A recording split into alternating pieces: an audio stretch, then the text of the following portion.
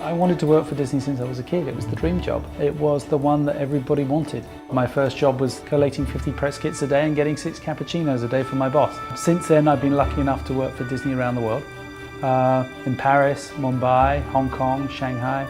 I'm working on projects that were audacious. I love the audacious. Well, the ones you wake up in the morning and you think, can I pull this off? Those are the ones you live for.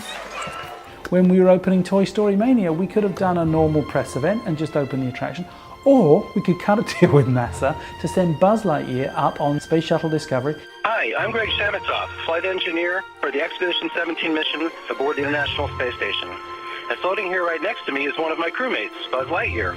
When we brought Michael Phelps back from Beijing, you're like, well, okay, I could take him on a swimming tour, we could go to the YMCAs and we could have characters, or we could build a full-length Olympic swimming pool down Main Street, USA.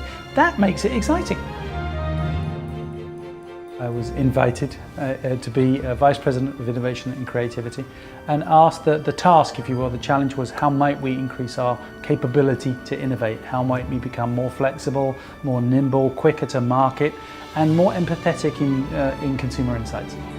And so we developed something called the Toy Box. It took me about 1.5 years to develop, and it's a creative problem-solving model. It's a design thinking process, but it's easy for people to use.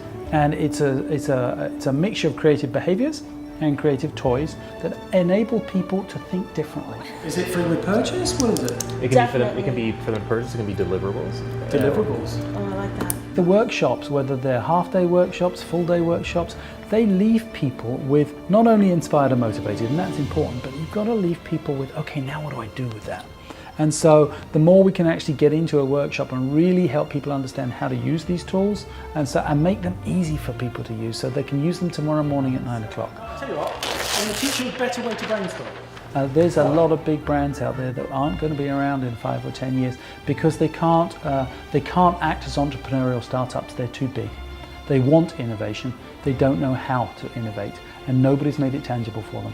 And I think that this particular creative problem-solving model makes it tangible. So it's not just, you don't need an innovation creativity department. The moment you do that, you shirk responsibility from everybody else. Innovation and creativity should be in everybody's roles and responsibility. And people were children. They were all creative once, so they can be creative again. Think about imagination and where it has led, where it led Steve Jobs, where it led Isaac Newton, where it led Neil Armstrong. It led Kennedy to say, we will put a man on the moon before the end of this decade. He hadn't got a clue he could do it. It was his imagination, and sure enough, they did. And so I think you have to have a belief that you can do things. And I think that most people believe they can.